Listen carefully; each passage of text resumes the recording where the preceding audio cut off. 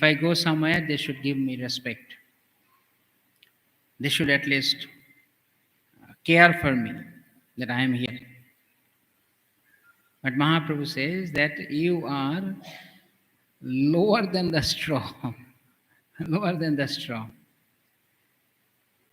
A dry grass or the straw in the street, nobody cares for it. No one.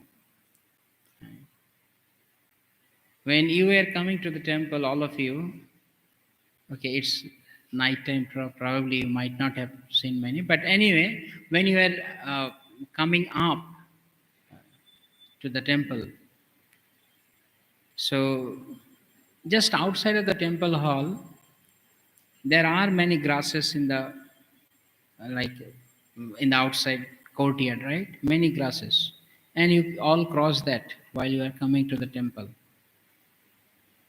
How many of you counted how many grasses are there? No? Really? Okay, Mataji, they said, Prabhus, have anyone counted? Has anybody counted how many grasses were there? No? Okay. Why not? Why did not you count how many grasses were there? There must be some answer, no? Some understanding might be there. Why did not you count?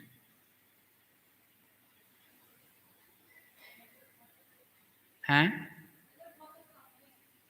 We are thinking of something else, okay? Anybody else? Not very important, okay? It's correct.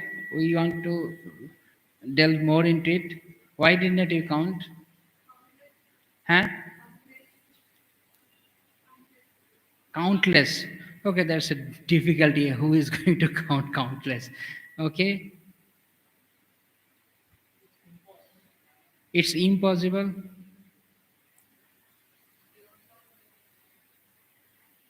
There are many things in life impossible, countless, but we try to count.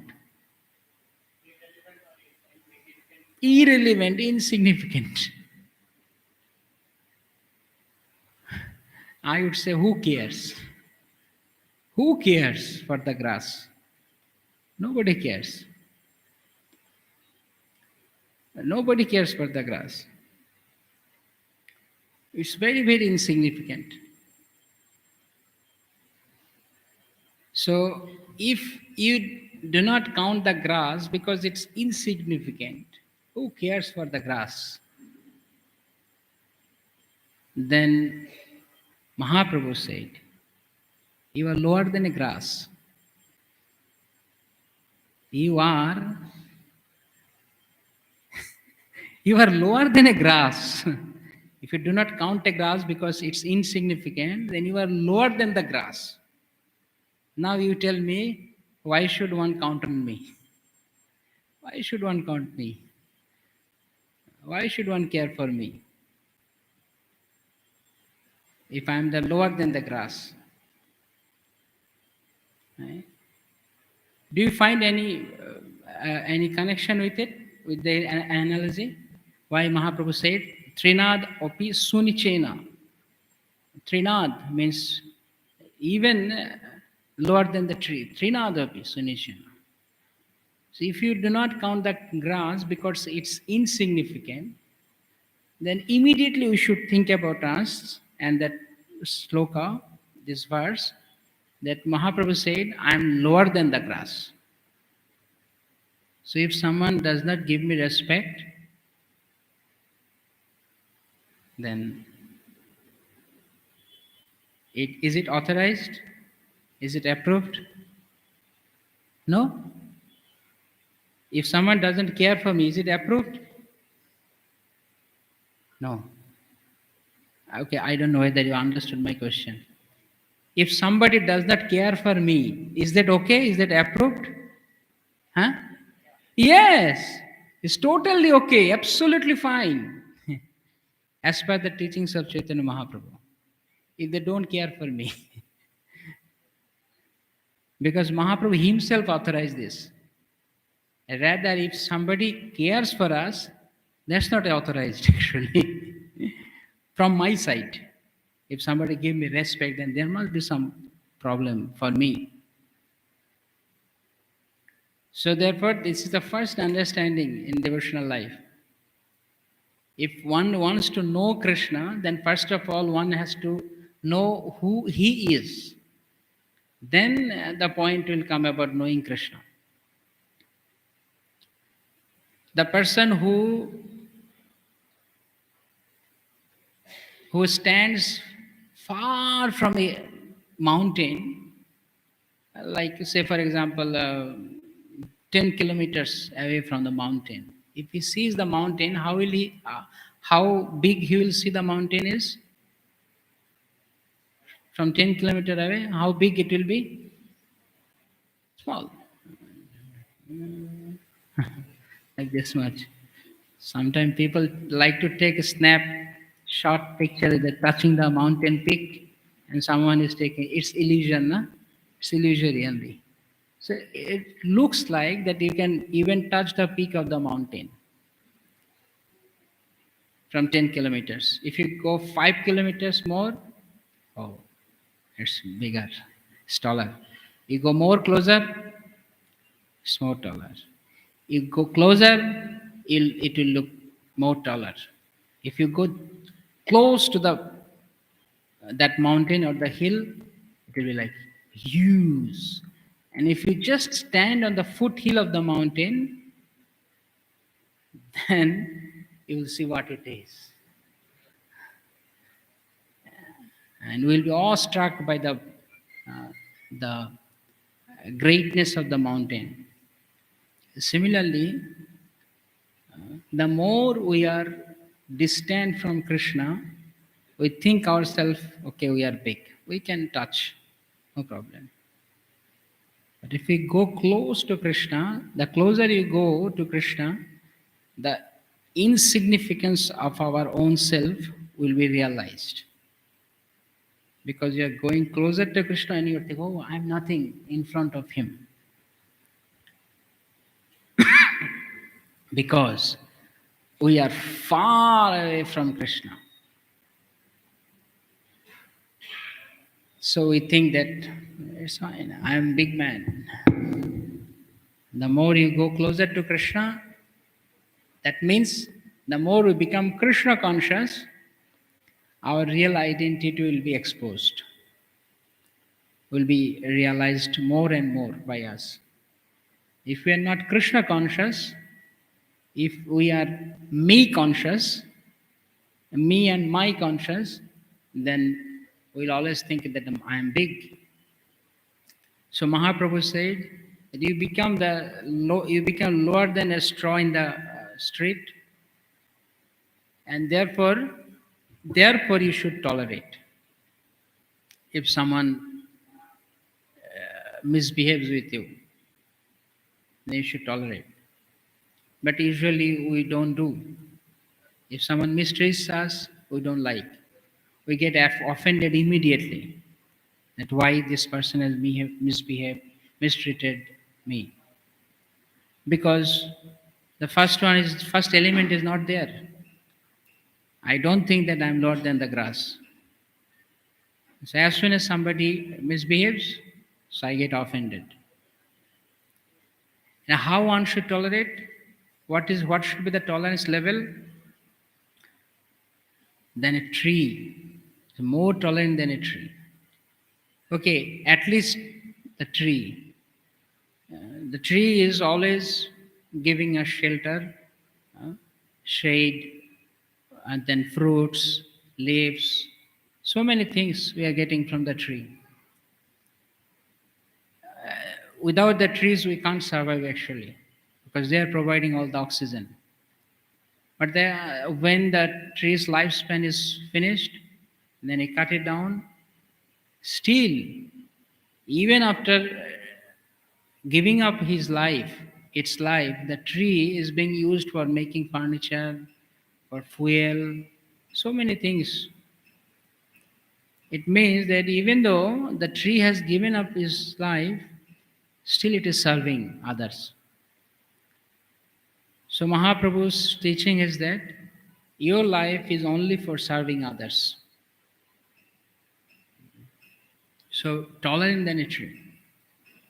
A tree is actually it's useful for us. It is giving always. It is helping others, but people are actually misbehaving with him, breaking the branches, sometimes unnecessarily plucking the leaves and flowers, and then they cut it down.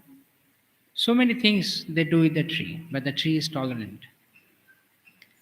Srila Bhaktivinoda Thakur, in connection to this point, he writes one nice bhajan. There he says, বৃক্ষ যেন কাটিলেহ কিছু না বলয়, শুকাইয়া মইলে কারে পানি না মাগয়. The tree, when it is dried up, it will never ask for water.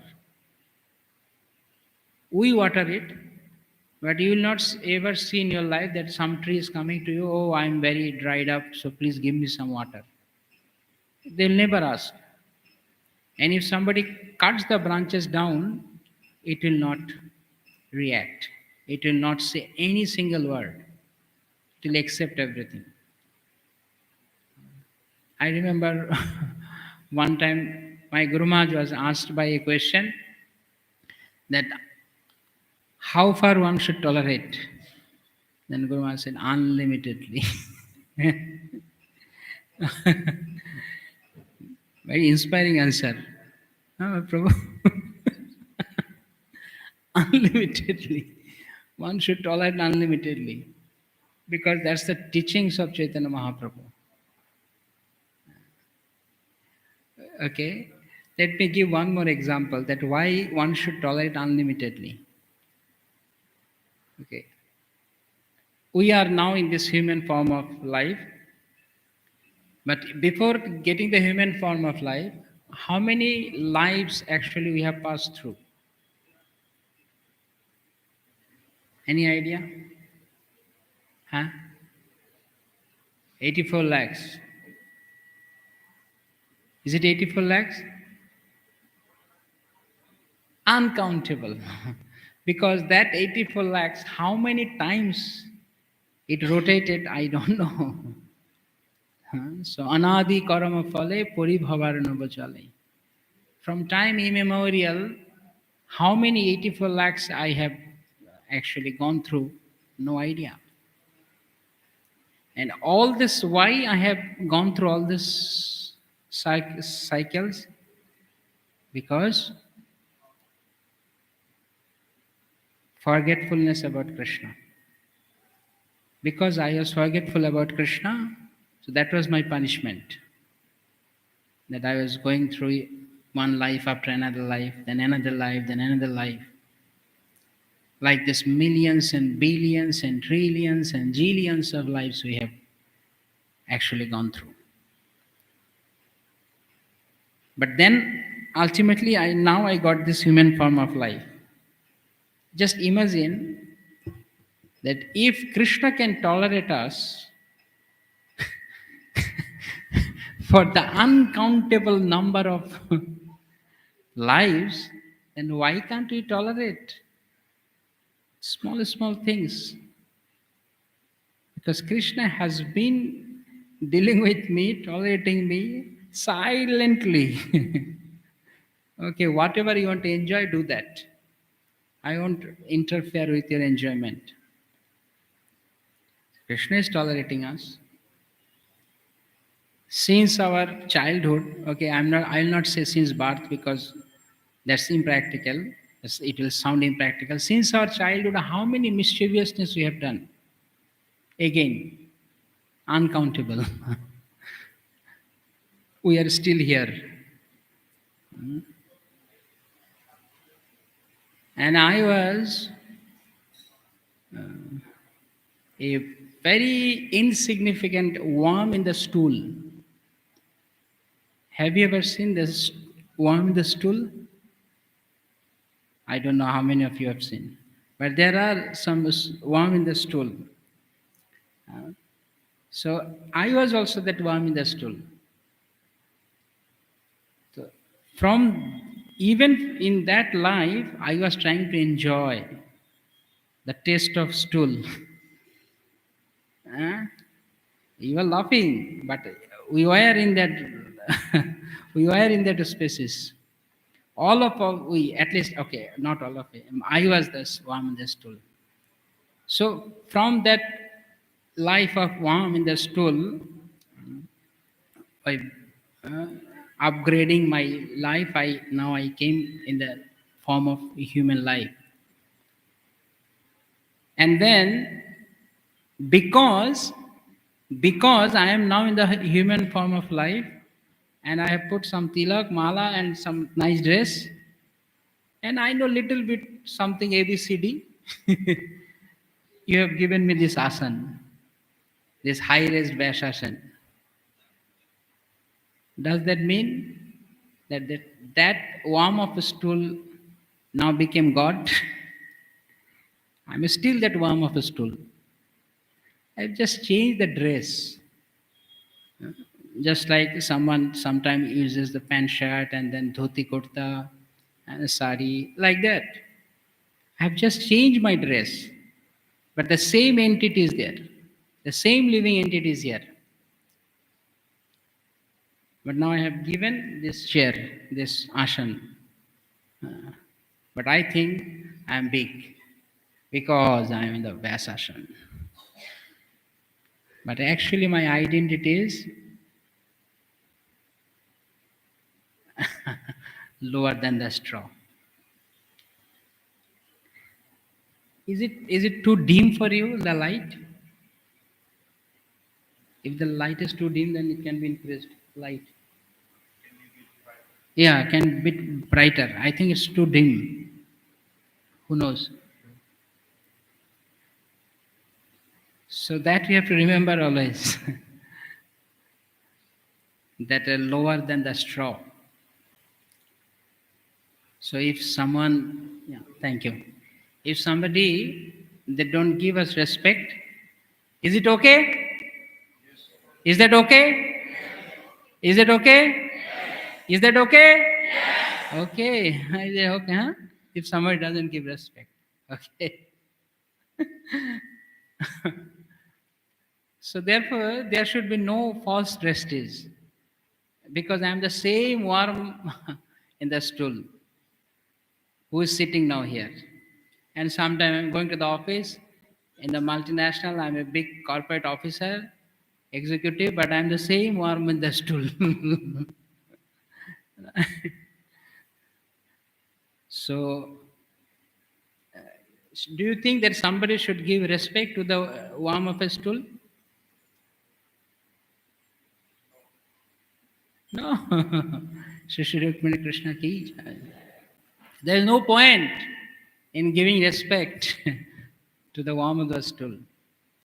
I mean to say, from the perspective of the that worm, but for other person, we should give.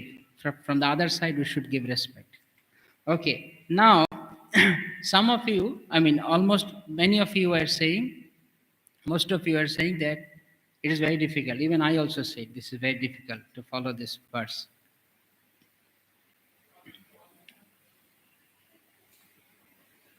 So one devotee asked this question to my Guru Maharaj in an evening class, that it is very difficult, extremely difficult to follow this verse in our practical life. So, is there any tips, any technique that we can easily practice this? The answer was mind blowing, which I would like to share with you. Do you want to hear? There is a secret, but it's amazing. It's awesome answer, Guru Maharaj said. Guru Maharaj told that in this material world, everyone wants that other person should be always in the lowest platform, always in the lowest, uh, I mean, yeah, lowest state. So everyone wants in the world that you should be always in the bottom, lower. This is the nature of the world. Everyone wants that you should be the low person. You should not come up. You should be always in the bottom. Have you ever experienced this in your life? Many of you. If Shijiva Prabhu has experienced being the temple president, then what to speak of others? Everyone wants that you should be always in the down. So Guru Maharaj said that everyone wants that you should be on the down, then be on the down. Why should you want to go up? Right? The whole world wants you to be in the down. So you be in the down. Don't raise up. Be in the down. As simple as that.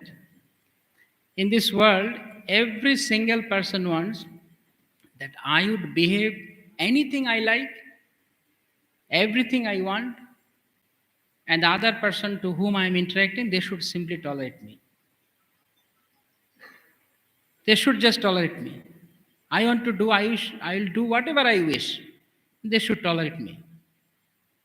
Isn't it? People behave like this. They want to speak anything, and they expect that you should tolerate. So Guru Maharaj said that the whole world wants you to tolerate. Tolerate. Go with the flow. They want you to tolerate, you tolerate. In this material world, everybody wants to be respected. Everyone. Even a rickshawala. If you behave bad, rude, then hey, don't you think I'm a human being? Why you are talking like this to me? Everyone has their prestige. Respect. They want their due respect. Give them their due respect. Don't go against it. They want you give it. And nobody wants to respect you. No one wants to respect you. So you don't expect. You don't expect because the world doesn't want to give you respect. You don't expect. So then Guru Maharaj told, I don't see this following this verse is difficult. I see it's the easiest thing in the world to follow this verse. Because the world wants you to follow this verse. Because you are going against the stream, so you have to suffer. You just go with the flow in the world that they don't want to give you respect, don't expect respect. But they expect the respect, so give them respect, all respect. So, I don't know how many of you could grasp this point. But for me, it was like, oh, wow. This is the simplest and wow answer for this question. How can I follow? No need of any tips, no need of any special technique. Just go with the flow of this world. Just be humble, tolerate, give respect, don't expect respect. And then you'll always be happy. If you try to go against this flow, immediately your life will be mess, a big mess. So just follow as it is happening in the world. So simple. And one who follows this verse, there is no chance of committing aparadh from him. Because he is not against of anything. He is simply absorbing. He is not against. He is not reacting to anything. He is accepting the world as it is. And we have to learn that. If you go for some so-called motivational talk, They will tell you, okay, be your own man, do this, do that, have self dignity, prestige. These are all like bogus actually. This is fully against of the Vedic principle, Vaishnava principle. Mahaprabhu said, become lower than the straw, so that nobody cares for you. But the material world, it says that stand on your own feet and show your existence. No, there is no existence actually. Okay, theoretically we have existence because we are the living entity. We have existence. But I'll give you one example. This is a fact. Actually, this happened. This was told by His Grace Vaisheshika Prabhu. He was one time distributing books in California, yeah, on the street. So in the Mayapur Bhagavatam class, he told this story. One day, when he was distributing books, he had a bunch of books, holding and offering to the passerby, kindly accept, get one book. And he was offering this book to many people. Some people are there who were exchanging with him, showing some interest in the books, and then few of them are buying, and some of them say, no thanks, okay, I have this. Some excuses they are giving. And Bashir Kapoor was saying that one time when I was offering the books to the people, the pedestrian on the street, one person, one person, he passed by me as if there is nothing in front of him. There is nothing in front of him when he was passing by me, when I was offering, please take one book. He walked through as if there's nobody there. So Prabhu was saying that I feel that, Are Baba, I am talking to you. Okay, at least respond.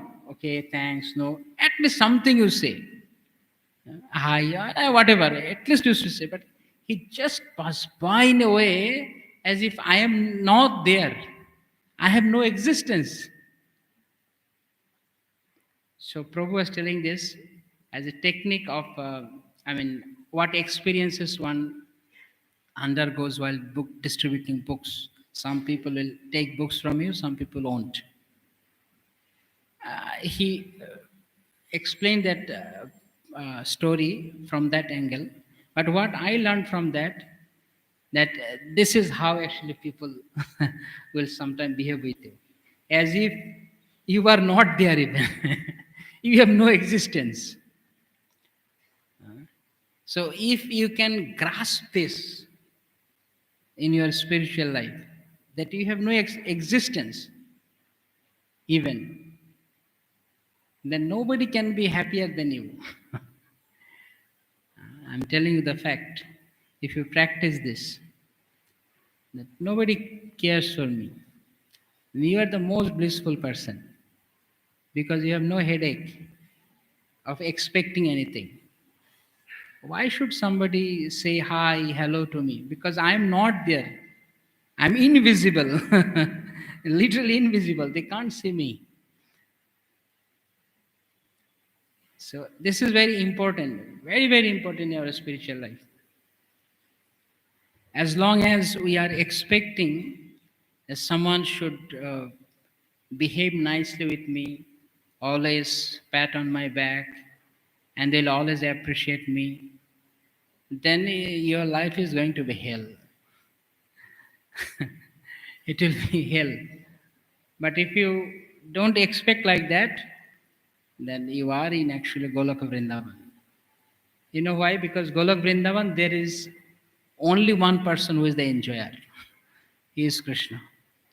And everyone else is to be enjoyed. So we are here in this material world to be enjoyed by Krishna whatever way he wants. So if he wants to enjoy that I become like this, if it makes him happy, then we'll do that. So they don't, the pure devotees, they don't care. Okay. Now, the next level of it,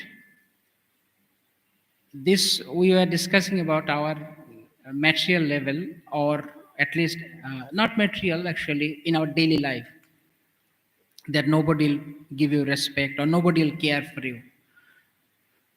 But when it comes to the platform of pure devotion, uh, then something more, uh, something more, what, how can you say, uh, something more shocking is waiting for you when you are in the spiritual, in the pure devotional platform. That Srimati Radharani in Chaitanya Charitamrita Antalila, Mahaprabhu is lamenting, actually, because not lamenting, Mahaprabhu is missing Krishna in separation from Krishna in the mood of Srimati Radharani. So we know that Krishna has left Vrindavan for hundred of years. He went to Mathura, Dwaraka. So you imagine Srimati Radharani and all the gopis, they have sacrificed, they have given their whole life, their whole existence for Krishna. They have given, they have surrendered, they have offered unto the lotus feet of Krishna. And in that stage, even Krishna doesn't care for them, seemingly. Krishna doesn't care for them. And Krishna went to Mathura and Dwaraka as if he has forgotten everything about Vrindavan Dham. All the gopis, the Vrajavasis, right? They all are intense separation from Krishna. But in their intense separation, none of them could think of reacting with Krishna because Krishna is neglecting us. So it may also come sometime that Krishna can even neglect us. Krishna will not neglect, but even if apparently Krishna neglects us, that also they have, they are ready to accept. So, what to speak of the material world? If Krishna can do that, the materialistic world people can easily do that with you. My point is that it might sound, for to some people, to some skeptical person, it might sound okay. This is only theory, but you can't practice it. But that's not the fact. The fact is there are many devotees, Vaishnavas, they have done it, achieved that platform. So we can also reach to that platform if we can always keep this verse in our mind. And about my existence, my uh, value, how much worth of this body and me.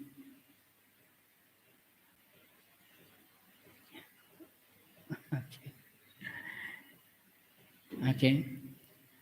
So if we practice this, ready for it, then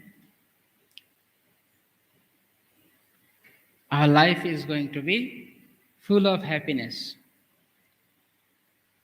Because all sorrow, all miseries come from the expectation. Stop expecting and be in your actual living.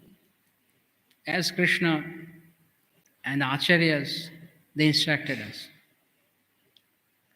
So therefore, when we behave with the Vaishnavas, as much as possible, we should also practice the same principles with the outside people as much as possible. But among devotees, This is a must. This we have to do it. We have to practice it. We must have to practice this. So then, when everyone, just imagine that everyone in the society, they have started to behave like this. Okay?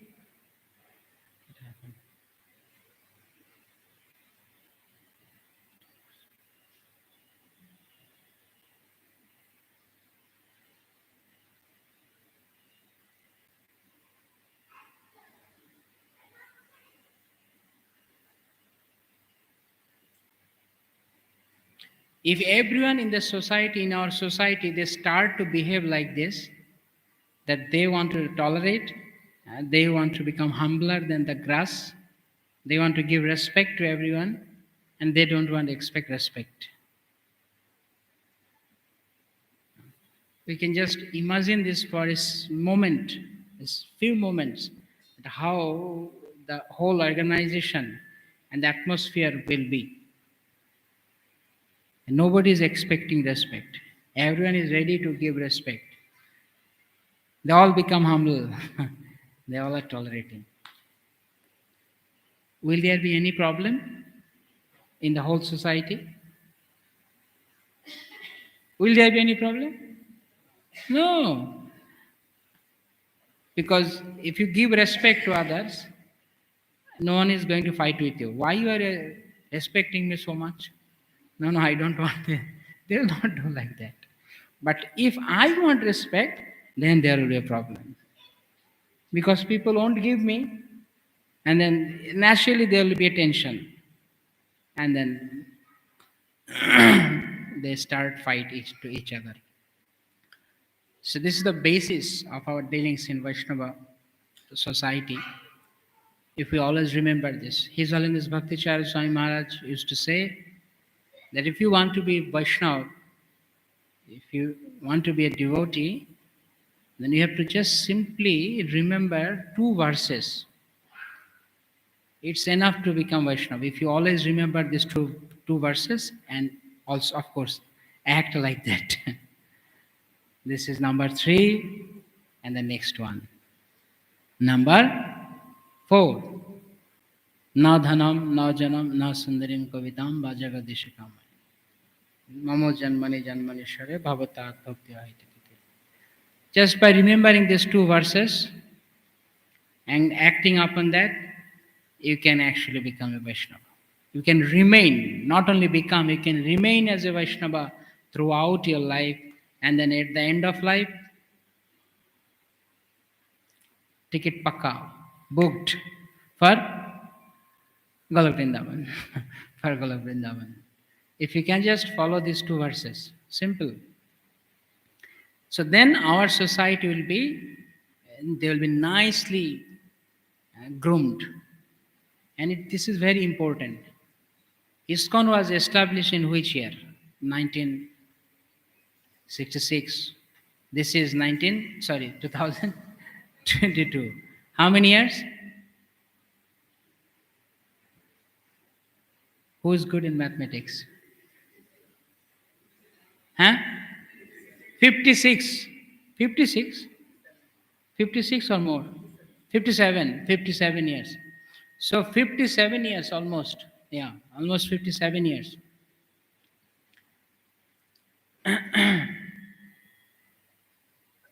Once Prabhupada was asked by his devotees a question. Prabhupada, in the initial days of ISKCON, okay, see, Prabhupada was only for 10 to 11 years in this planet. So that time they asked, in the initial years of ISKCON, that means it must be very initial, like 66, 67, 68, like that. So they said, Prabhupada, in initial days of ISKCON, not many people were, I mean, getting deviated from this path of Krishna consciousness. But now it's happening more in the late 70s. Why? Prabhupada said because that time number was less and all of the devotees were united and they would not commit Vaishnava Aparadh. This is why they are saved.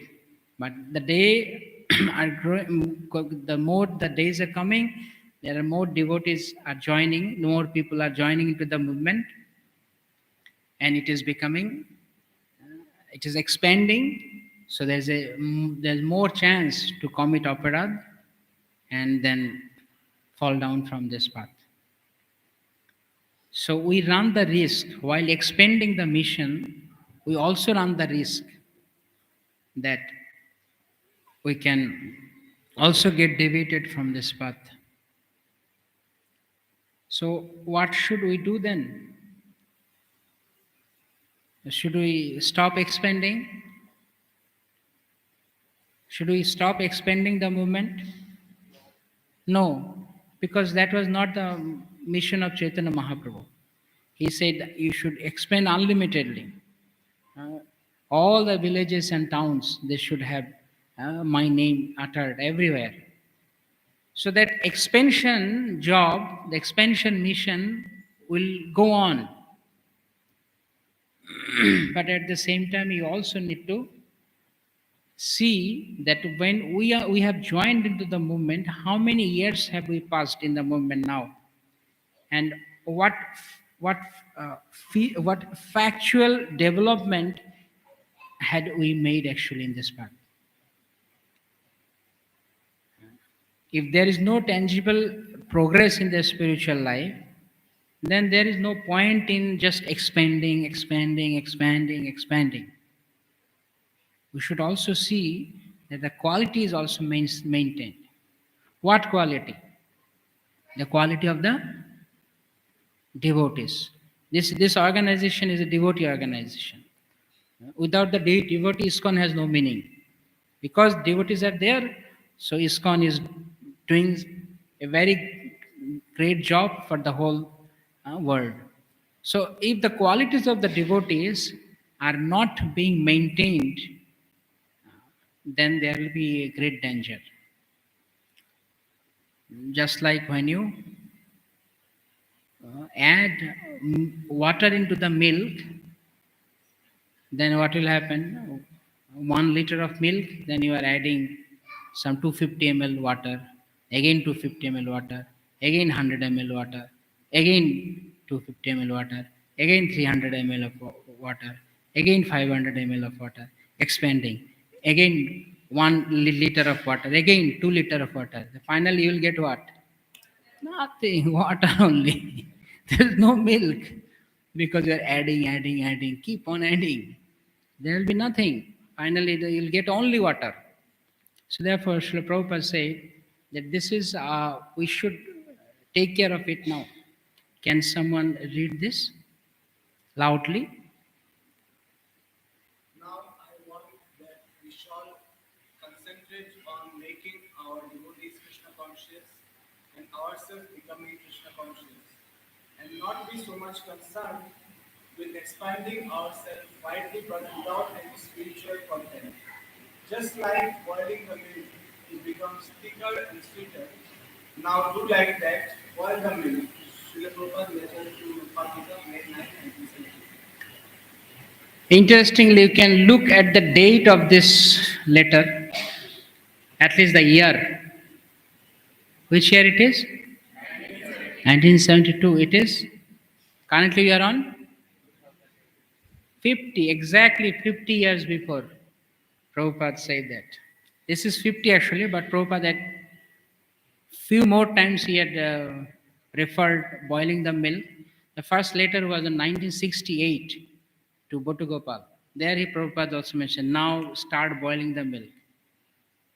The movement started on 66. Prabhupada said, enough, 68, enough, now boil the milk. Within 2 years, because Prabhupada was much concerned about the movement.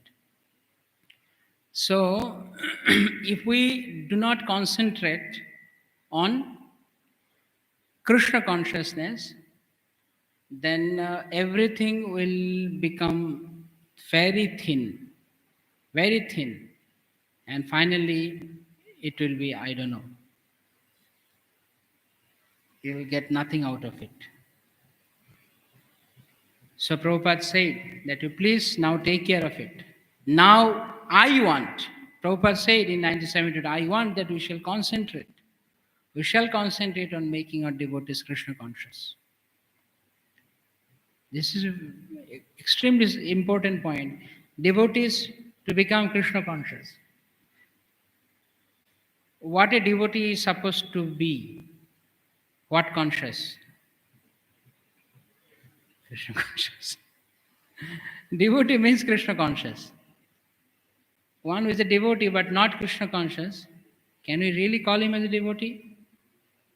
Maybe he's a fan, like fan of Sachin Tendulkar or some Bollywood star, but he's not a devotee. Devotee is one who is actually Krishna conscious. You see, there's a difference between fan and a devotee.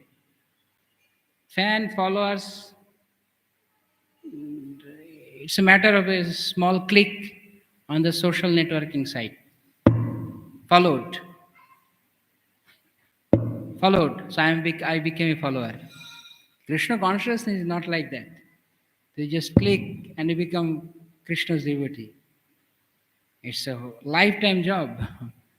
You should always become Krishna conscious, remain in Krishna consciousness. Then we can call as a devotee.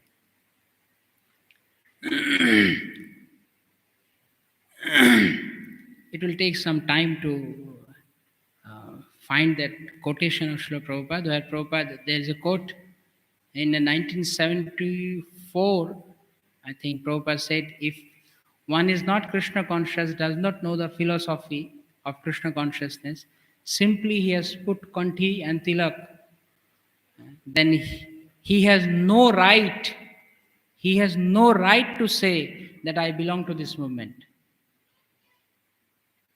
Heavy statement. Heavy. Prabhupada says he has no right to say that I belong to this movement if he is not Krishna conscious. Just by putting Kanchimala and Tilak. Then Prabhupada went on saying that he is a Kolichala. He is a Kolichala. And like Bhaktivinoda Thakur, he mentions in his bhajan, Nake Tilak Golai Mala, eu to ek Kolichala. We will also become Kolichala if we do not become Krishna conscious, just by dressing as a devotee. But our consciousness remains impure. So it is not so easy to always remain Krishna conscious. We have to work a lot for this. Once we are accustomed, then it's actually very simple. The point here is that Prabhupada said that we shall concentrate that our devotees should become Krishna conscious, making our devotees Krishna conscious and ourselves becoming Krishna conscious. And not be so much concerned about expanding ourselves widely without any spiritual content. What is that spiritual content? What is that spiritual content? Krishna consciousness. It's Krishna consciousness. This movement, Prabhupada named it International Society for Krishna Consciousness. It's a society. What for? For Krishna consciousness. If we are not Krishna conscious, then it's only a society, like many other societies in our country. So, if our devotees would not remain Krishna conscious, then there is no point in expanding. And to become Krishna conscious, what is the basic principle? We already covered it. We already discussed. Trinadapi Sunichana Taruri Basavishna Amanina Manana Kirtan. Then he became a devotee. He became Krishna conscious. Simple. So there is a very feasible connection between this quotation and quote of Srila Prabhupada and that previous verse. You become Krishna conscious, then fine. So Prabhupada wanted us to boil the milk now.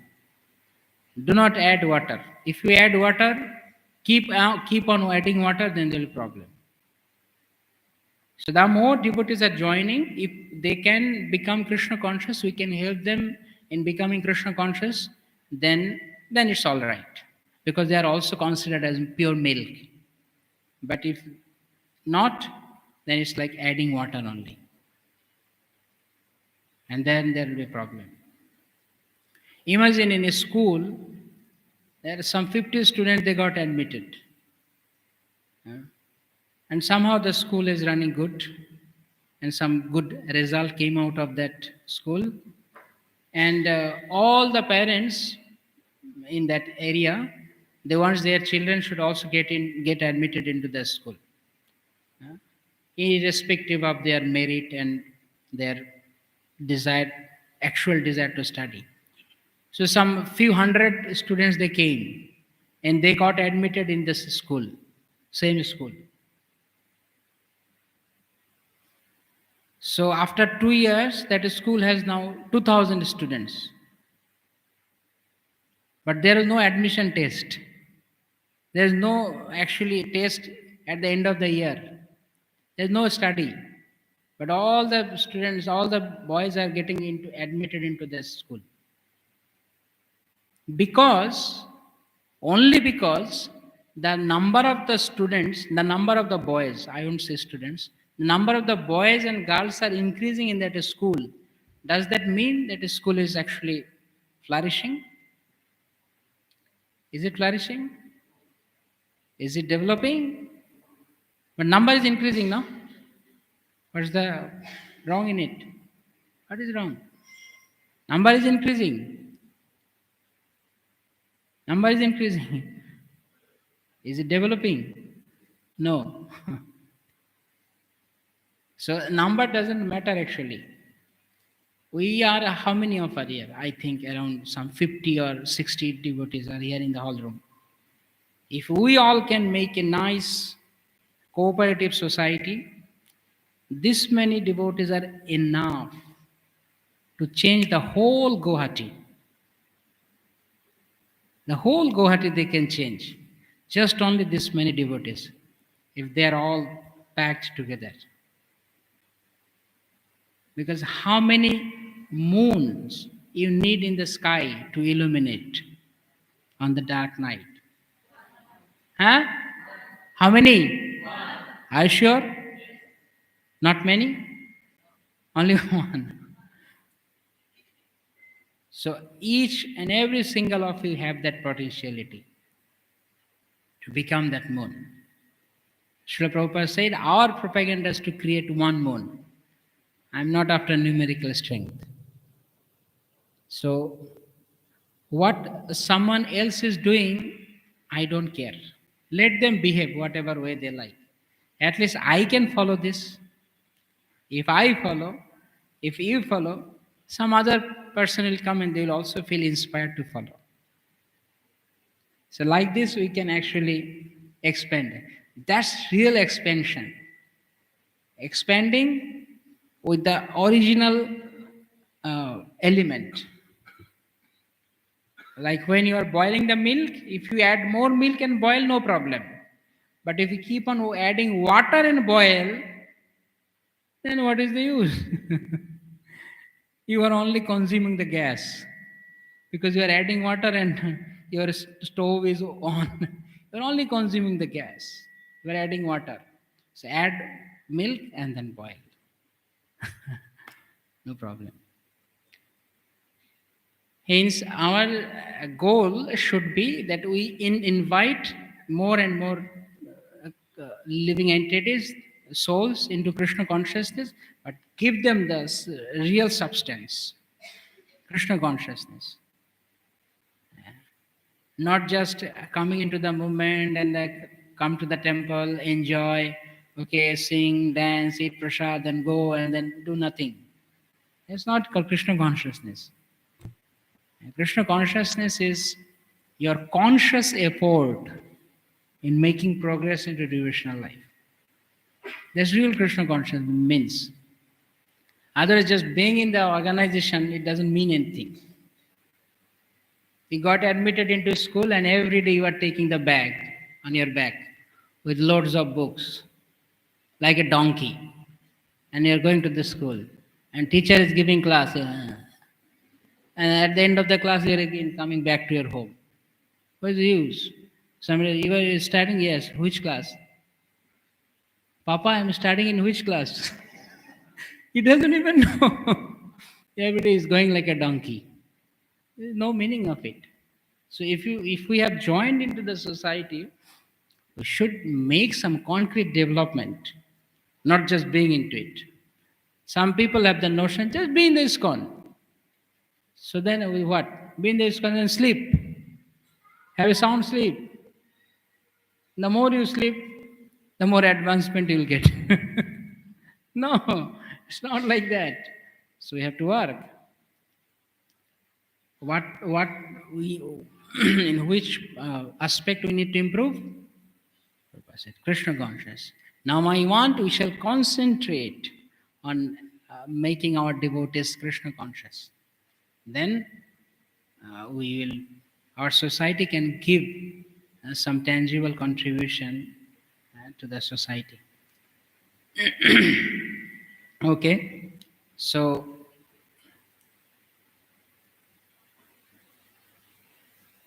till this uh, point, we have understood the basic principle of Vaishnava etiquette based on the third verse. So we'll now see one, um, just touch one pastime of Chaitanya Mahaprabhu from Chaitanya Charitamrita, where Mahaprabhu, he personally has spoken about the Vaishnava etiquette. This is from Chaitanya Charitamrita, Antalila, when Sanatan Goswami one day, he was invited to take lunch with Chaitanya Mahaprabhu in the house of Gadadhar Pandit. So Gadadhar Pandit used to reside in Tota Gopinath, and Sri Chaitanya Mahaprabhu was living in the Gambhira, which is the house of Kashi Misra. So Mahaprabhu came a bit early along with other devotees. He took prasad. He was actually waiting for Sanatan Goswami to come. But Sanatan got late, and Mahaprabhu was waiting, and then devotees they requested Mahaprabhu, "You please take prasad, and when Sanatan Goswami comes, we'll give him prasad." So Mahaprabhu took prasad, he was taking rest. So by the time Sanatan Goswami he reached. The Mahaprabhu asked him, "Oh, Sanatan, why did you, how come you got late? You are supposed to come at this time and we are supposed to take the lunch together." So Sanatan Goswami said, "Prabhu, I got a bit late because I was coming through the other way. There are two paths actually to come to the Tota Gopinath from uh, Gambhira, from Kashi Mistra's house. One is through the main gate, Singhadar of the Jagannath temple. The other one is roundabout, take the round way through the sea beach. So Mahaprabhu saw that Sanatana Goswami's in his foot he got blisters, so many blisters. Then he asked, "What happened to you?" He said, "Because I took the other route through the sea beach, and it was scorching heat, and the sands on the beach was completely like hot, and I walked through that path, so I got blisters on my foot." Then Mahaprabhu asked, "Why did not you come through the Simhadar? You could have come, there's easy, shorter and easier path. You could have come to that path." And Sanatana Goswami said uh, that, "My dear Lord, I was working under a Muslim because Sanatana Goswami was working under Bhushan Shah, Nawab Bhushan Shah. He said that I was working under a Muslim and I always dealt, I always mixed with the Yavana. So therefore I also become Yavana because I was always associating with them." He was considering him like that he became a Yavana. But actually he is not Yavana. Sanatana Goswami was so pure, and then Mahaprabhu he indicated that beforehand when Sanatana Goswami was staying in Siddha Bakul. Mahaprabhu said, "Even Lord Brahma will come and embrace you to become pure." Sanatana Goswami was so pure actually. So then Mahaprabhu, hearing this, he got hurt actually in his heart that Sanatan, you are so humble That you think that if you come through the Simhadar, then there'll be a problem. What problem? No, Prabhu, if I come through the Simhadar, because I am a Yavana, I'm a fallen person, and I'm untouchable. Nobody should touch me. So while coming through that path, all the pujaris, the Jagannath Pandas, they all always working in that path, in that road. So if I come through that road, somehow or other, if I get touched with some pujari panda, then it will be offense. So I don't want to make that offense. Therefore, better I go through this path, through the beach, and then I'll be, I will not make any offense. So hearing upon this, Mahaprabhu completely, actually, his heart got melted. The Sanatan Goswami was so humble that he is one of the six Goswamis, the revered Goswamis in our whole parampara. But he was saying like that, I'm a Yavana, I don't want myself to get touched with some uh, pure pujaris, pandas in the Jagannath temple. So the Mahaprabhu said that this is your humility. And by seeing your humility, actually my heart is getting broken off, because I can't tolerate when my devotees they behave so humbly, yeah, though it attracts the heart of the Lord. So then Mahaprabhu said that Tathapi Bhakta Shabhav Marjada Rakshan. Marjada Palan Hoy Sadhur Bhushan. It is that characteristic of a devotee to observe and protect the Vaishnava etiquette. Maintenance of the Vaishnava etiquette is the ornament of a devotee. It is ornament. If a devotee is naturally he is beautiful. But if he takes ornament, follows Vaishnava etiquette, he becomes more attractive. Just like the ladies, and sometimes, usually the ladies are beautiful, but when they put shindur, then some bengals, and then earrings, nose rings, they decorate themselves with ornaments, they become more beautiful. So Mahaprabhu said, similarly, when a devotee, a Vaishnava, follows the proper etiquette, he becomes more attractive, because this is the ornament of a devotee. So Vaishnava etiquette, it attracts Krishna. Just like wearing ornaments attracts others, similarly when a Vaishnava follows the etiquette, it attracts the heart of Krishna. So therefore one should follow Vaishnava etiquette properly. So there are many instances and instructions in the Shastra. We'll just go through one by one. Someone can read it. Can anyone volunteer to read?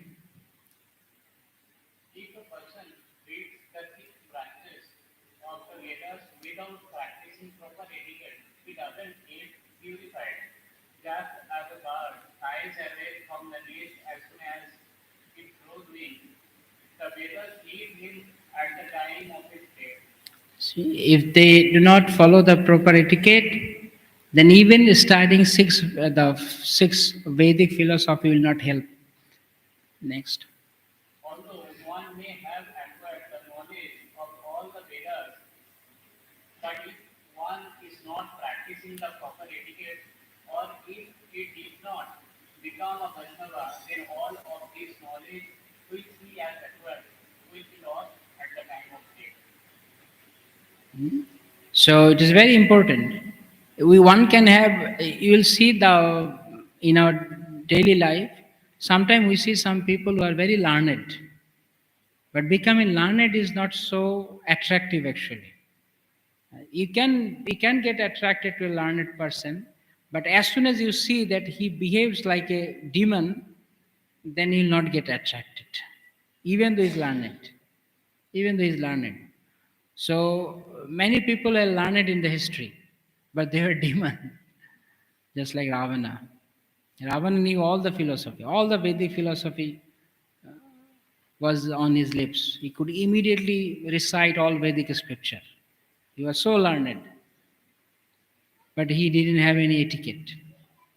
He kidnapped Mother Sita. He did so many nasty things. So becoming learned in the scriptures is not enough. We should also know how to behave properly.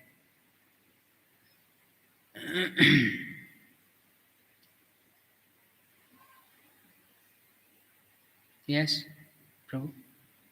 Proper etiquette increases in opulence and longevity and destroy all the inopulences. Inauspiciousness, yes.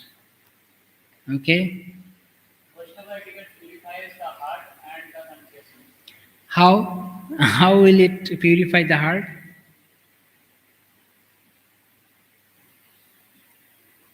You can rewind, just go 1 hour back. We are discussing some point. You will see. You can. Yes. Yes. Someone from here was saying. You can chant constantly the Harinam. Yes. Any more point?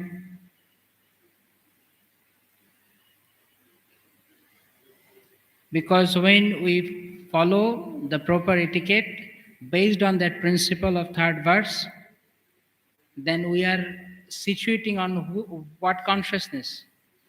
Krishna consciousness. That I am lower than the straw. So I am. What is actually our real identity? A very infinitesimal part of Krishna. So, following that will always keep us reminding that we are Krishnas. As soon as we remember Krishna, we are pure. Yashmaret Pundarikaksham Savaya Abhantarasya Shuchi. Remembering Krishna will immediately purify us. Following Vaishnava etiquette will always remind us about Krishna, and then we'll become pure in the heart. Someone else would like to read? A devotee should always be engaged in the service of the Lord, at least in the mode of goodness. His duty is to behave always in the mode of goodness. Here it is said is saying about the mood of goodness, and then we have mood of passion and ignorance. But a devotee should at least always try to behave in the mood of goodness. The difference between goodness and passion and ignorance you can get from Bhagavad Gita. I'll give a small example, which is like a true example. A true incident happened. One day I was coming back from the office to my home. So I was on my scooty. So when I was coming towards my home, I was almost close to my home, like around 200 500 meters away from the home. So from the opposite side, there was one bicycle. One person on the bicycle, he was coming from the opposite direction. And from left side, somehow one car was crossing the road. So the other person who was on the bicycle, I'm sorry, the car was coming from the opposite direction, and the one fellow on the bicycle, he was crossing the road. I was on this side, and the car was coming from the opposite direction, and this person, he took the bicycle, he just very like what do you call, with indifference, he was just crossed the road. There's a high speed motor car from the other side, and he just rode the bicycle like anything. And I was also on scooters. I had at least some 30-kilometer speed. So, on the other side, there was a car, and he didn't think anything, he didn't care of anything. He just crossed. He just crossed. So I was thinking, what is he doing? He's careless, completely careless. This side one scooty, that side one motor car. He doesn't care. He doesn't bother. Okay, let me go. So tell me which mode he was actually in. Huh? Yes, Mataji. Goodness,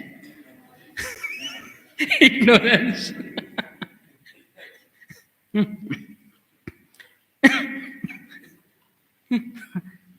I mean, because he just ignored. His scooty and car, he didn't bother at all. He just crossed. So a devotee shouldn't behave like that. goodness would be, goodness would be, he should stop, let both the vehicle cross, then I'll pass. That's called goodness. And what is passion? Somehow or other I have to cross the road. That's passion. So he didn't care. He just. So I was thinking that how people are behaving. So a devotee should not act whimsically. A devotee should always act in the proper goodness, at least in the mode of goodness. Okay. The consciousness of Okay. One second. Now. For example, when we meet with a devotee, some other person, we can behave in mode of goodness, mode of ignorance, and also mode of passion. When we see some devotees, then sometime it happens so that we become so excited that we just jump on him and embrace him in a way that we hurt him. He gets injured, and we sing him immediately. We start to babble like anything, talking so many things. This is mode of passion. When a devotee comes, he came, okay, he came. So what? I met one devotee. So that's mode of ignorance. We are ignoring. But when a devotee comes, then properly receiving him, offering him prasad, and giving him some asanas, some sweet words, some garland, offer garland, like this. This is called mode of goodness. So our behavior can be like that. It can vary in various modes. Okay, Prabhu. the consciousness of a devotee is manifested by his action. Do you need any example more? I already gave. A consciousness is manifested by the actions. In which consciousness he is? If one has any depth of realization, the jewels of Vaishnava behavior will naturally face all his dealings and activities. Therefore, a wise man should very carefully and consciously perform his duties. Srila Prabhupada's reputation depends on our behavior. In order to maintain Srila Prabhupada's good name, our behavior should be very exemplary. So these are all very important factors that why one should follow the Vaishnava etiquette. Because ultimately, by seeing us, other people will be judging the movement. They will talking good or bad about Srila Prabhupada and the ISKCON. So we should maintain that by behaving properly.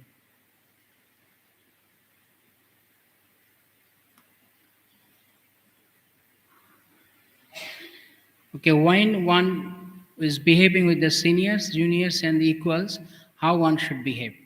Yes, somebody would like to read. The Vaishnava society is very meticulously structured, where the juniors always respect seniors and juniors always receive affection and blessings from the seniors. It doesn't need any clarification or explanation. Simple. The senior should always give love and affection to the juniors, and juniors will always respect the seniors. It can't be vice versa. Seniors can't give respect. I mean, yeah, they will give due respect, but not that always they can give only respect, respect, respect. And the juniors will love. No, that's actually seniors will give love and affection, the juniors will give respect.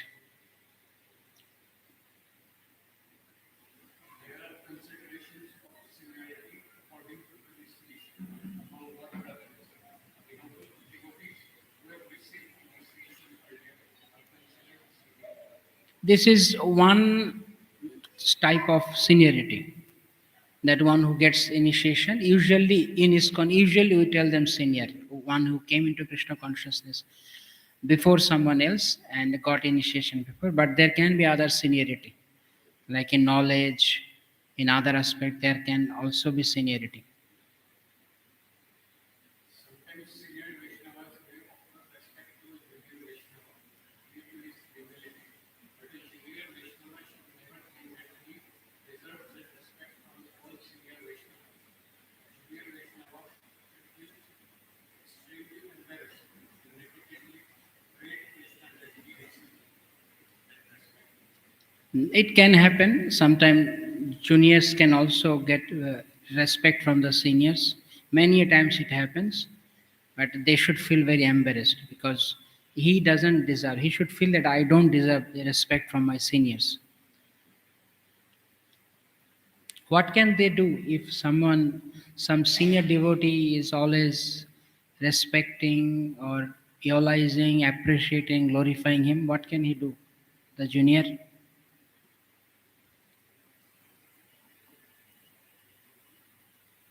personally respect Krishna from his necessary. Thank you, Prabhu. Thank you. They should pass the respect on to their own, like Shiksha Guru, Diksha Guru, to the whole parampara, to Krishna. That's the solution. Before Vaishnava society, Vaishnava society, everyone tries to become Buddha. The more advanced one is, the humbler he becomes. One should always remember that the wrongness, that is weakness is to become humbler than a blade of grass, more tolerant than a tree, and desiring no respect for himself, he should offer all respect to the others. This we already discussed. One should always remember this. Always. In every situation, what is my identity? I am Lord Thanagras. I am lower than a grass. I am lower than a grass. What is my identity? I am lower than a grass. We should always recite this mantra. There's a solution for all problem. Okay, so these are the some uh, points regarding how one should behave with their seniors, juniors, and their peers. I think we should end here, and we have some 10 minutes more. If you have any questions, we can discuss. We'll continue tomorrow again from here. Is there any question?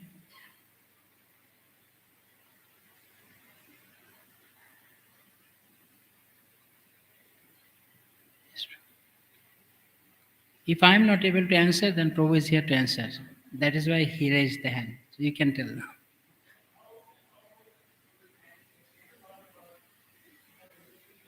It's not so clear. আর কোন mic আছে?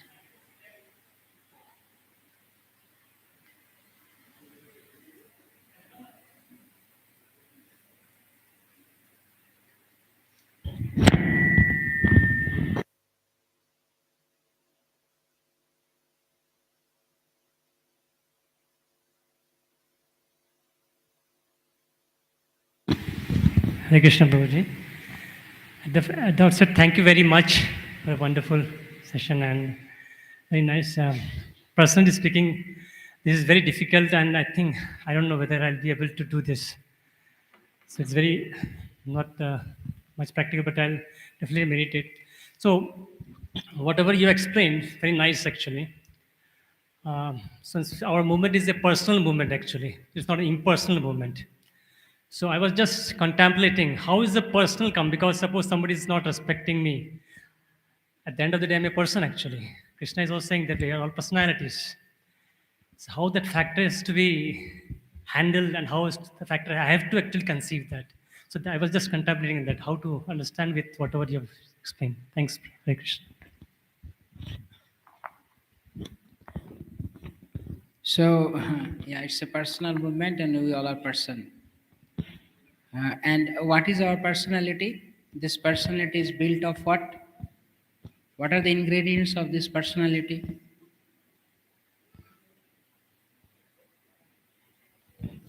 Sat, Chit, and Ananda. That we are eternal, we are full of knowledge when we are in connection with Krishna, and we are blissful. So, we are person, but our is size of that person is actually uh, balagra shatabhagasya shatadha kalpita, right? As a one of one 1/10,000, 1/10,000 of the tip of the hair. So that's the size of that person. So you imagine if I am 1/10,000 of the tip of the hair, then if somebody don't give me respect also, it's not their fault actually, because I'm invisible.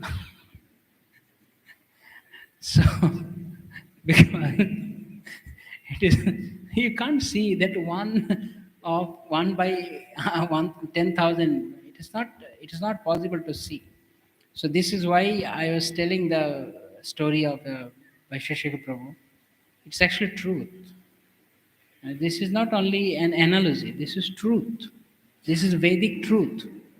That isn't it, Prabhu? It's truth, right?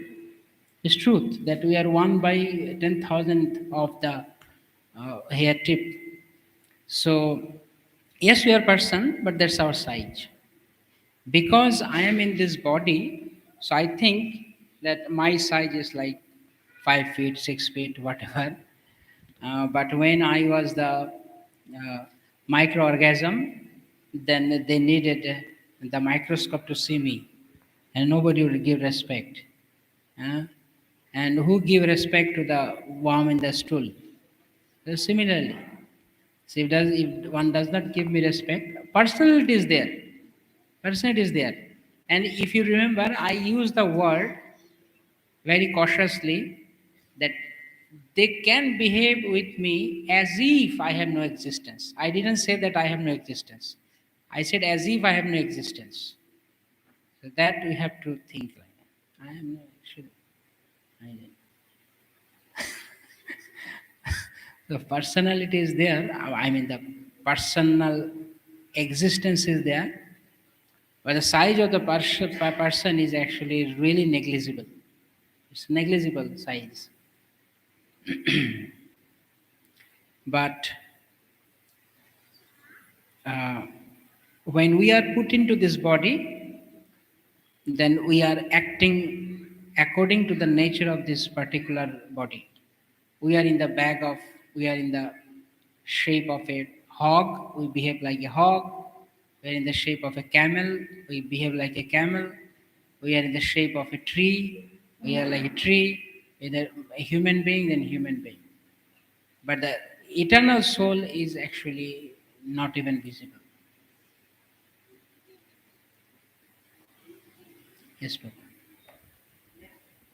Actually, Prabhu has raised questions.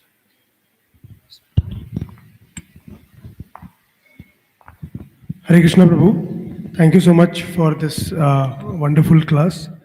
My question is that while this tolerance is mentioned, so uh, when I look at the Mahabharata, the Pandavas were tolerating.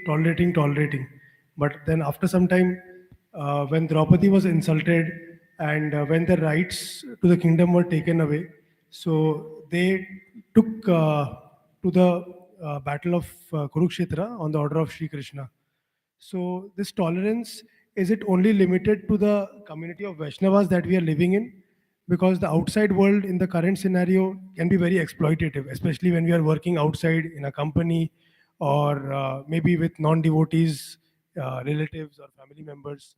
So how do we deal with that? That is one question I had. And secondly, if even in the community of Vaishnavas, if uh, there is disrespect or emotional violence, then in that case, I may not choose to react or retaliate, but can I share that?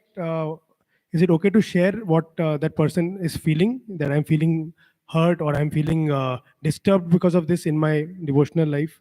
So these are the two questions I had. Thank you. Okay, the first question was, is it really practical in outside world also? So, if we look closely at what Sri Chaitanya Mahaprabhu mentioned in this shloka, I think he didn't mention anything about outsiders or the devotees. He just said this is the principle.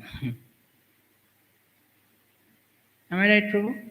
He just said that this is a principle. He didn't say anything like, okay, for the devotees, with the devotees, or with non devotees. But if we see our previous acharyas, what they said, Bhaktivinoda Thakur has explained through his bhajan. He said that সকলে সম্মান করিতে শকতি দেহনাথ যথাযথ. We should give respect to shakal, everybody. Everyone you should respect. But he said যথাযথ. Give due respect. Whatever is due for him, you give. He expect that much, like you can't respect everyone equal on the equal level. According to their level, you have to respect.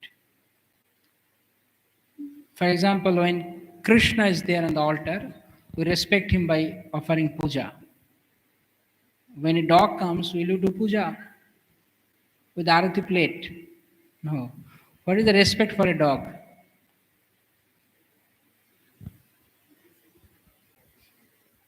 How can you show respect to a dog? First of all, see that he is the soul. He is actually the soul in a dog body. And then the best respect to a dog is, please don't disturb him. Leave him aside. Leave him alone. Whatever he wants to do, leave him. Let him do that. He is walking the street. You just leave him alone. Some people they just go beat the dog, kick on the dog's body. Why? No, he's a dog, he's a cat, let him be in his position. So that's respect for him. Understanding that Krishna is residing in his body. When an outsider comes, uh, like some dignitaries in the temple, we also respect them. We give them prasad, garland them, and offer to do puja. Some arati plate we give them, and we talk to them sweetly. We inspire them in Krishna consciousness. That is giving respect to them. When a Vaishnava comes, we wash their feet, we drink the water. When a Mahabhagavat comes, usually we do like that. So there are different levels of respecting. But the principle is same. Because they all are connected to Krishna, they are eternal fragmental part of Krishna. So on the outside also, in our office, in our career, job life also, with your boss, with your colleague, whatever respect they deserve, we should give them. And that I can't tell you exactly because I don't work outside. I can tell it according to my office, but you are the best person. Each one of you are the best person how to behave with your boss and colleague because you are the staff in that office, so you know the best. Accordingly, you can give respect. Second question, is that okay, Prabhu? First one, thank you. Second is that, okay, sharing your emotions. Some emotional trauma or something like that, and we got insulted. Yeah, you can share. You can share, but imagine somebody is adding the salt into the injury, and they're adding more spices into it. What will be the outcome? You're trying to share your heart, and somebody saying, "Yeah, yeah, he's like that only. I know." So it will never actually alleviate. It will simply aggravate this situation. So better we learn as Mahaprabhu instructed his teachings. Mahaprabhu was also insulted in a way, like a Brahmana cursed him. You will have never the happiness in your family life. So Mahaprabhu accepted that. Rather, in such cases, Mahaprabhu, he willingly accepted, he willingly took the insult. It's not actually insult, but insulting situation. Like when the all the Mayavadi sannyasis, they were in the hall room, then Mahaprabhu went there, he washed his feet, and then he sat on the same place. It is like insulting, a sort of insulting to sit in such an obnoxious place. But Mahaprabhu willingly accepted that. So sometimes it is good, it is very good, it is very healthy to practice, to take insult and like what do you call, absorb it, assimilate it, rather expressing it. If you want to express, it's not like complaining, just to get relief of it, and that sharing also one should do it a person has maturity to deal with that matter. Otherwise, you share with some immature people, they will simply aggravate the situation. Hare Krishna.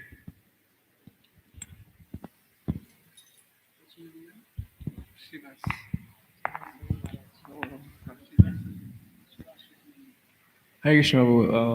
It's so good to see you after so long. Last time also I missed coming to my and see you.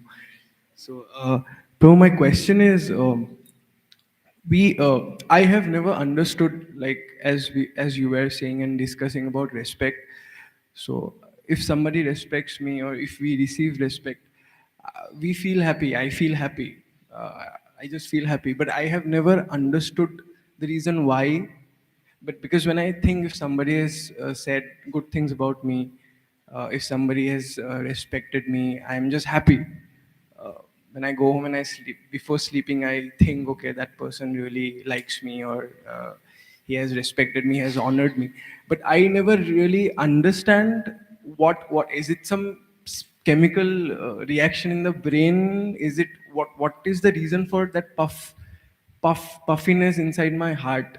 And if somebody criticizes me, it might sound very silly, but if criticizes me, I feel, oh, how can that person do this to me?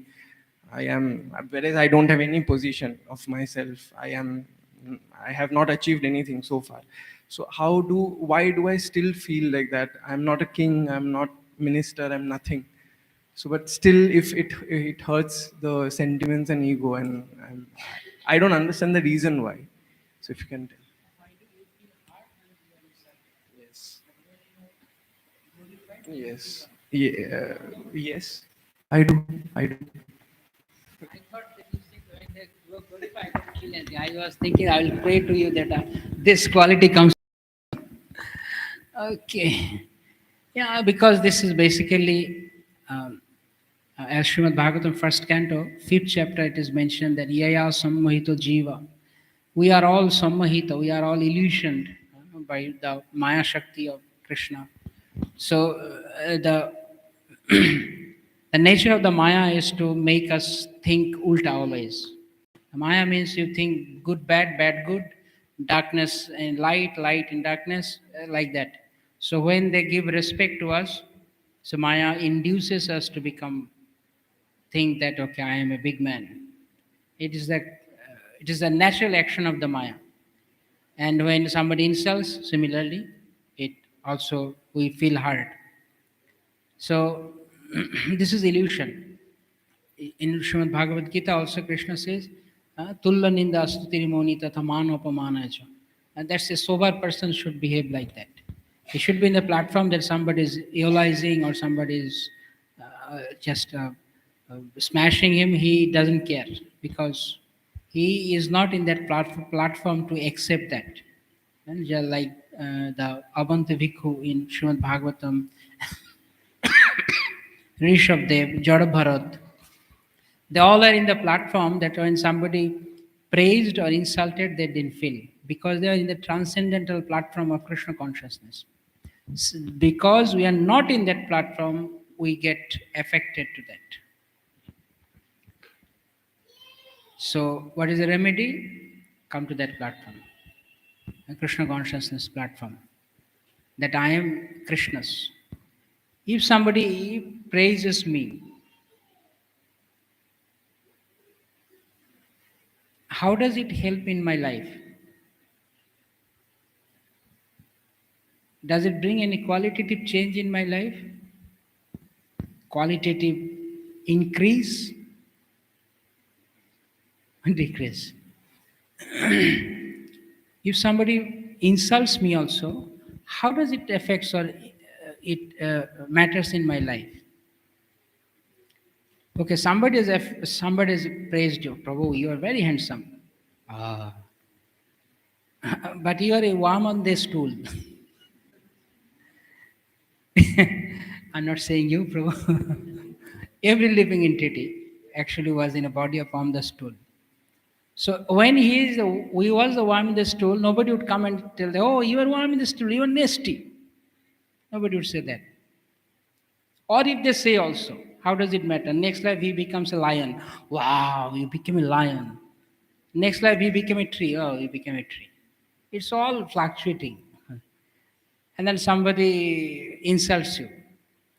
You know, you are so ugly. Are Baba, he is talking about my body. He is not talking about me. I'm beautiful, right? Because I'm connected with Krishna. I'm beautiful.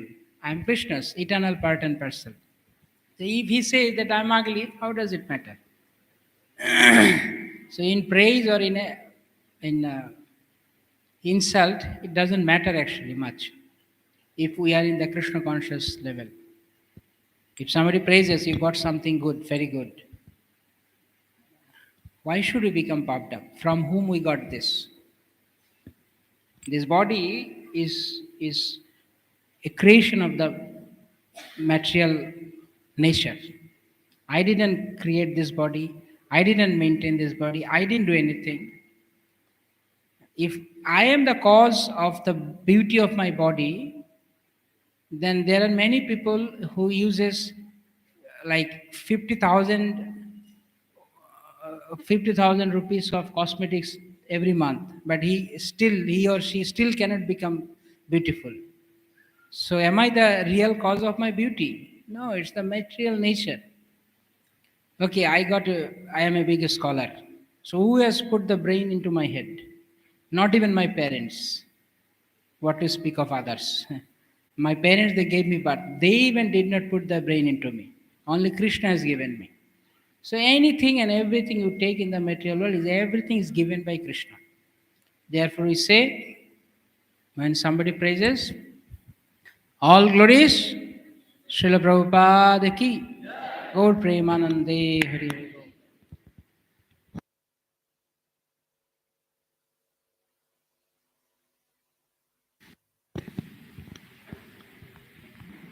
Hare Krishna.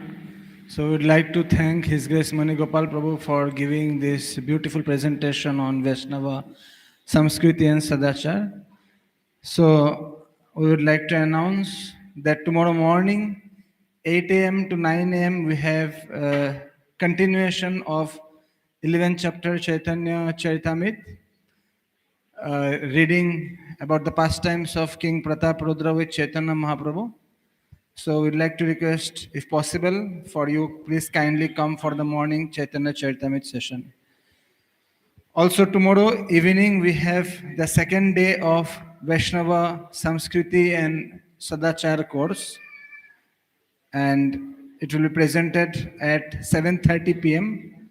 So I would like to request all of you to kindly come again tomorrow morning. Those devotees who have attended today this session are kindly requested to enter their name on the registration desk so that we can give you the certificate.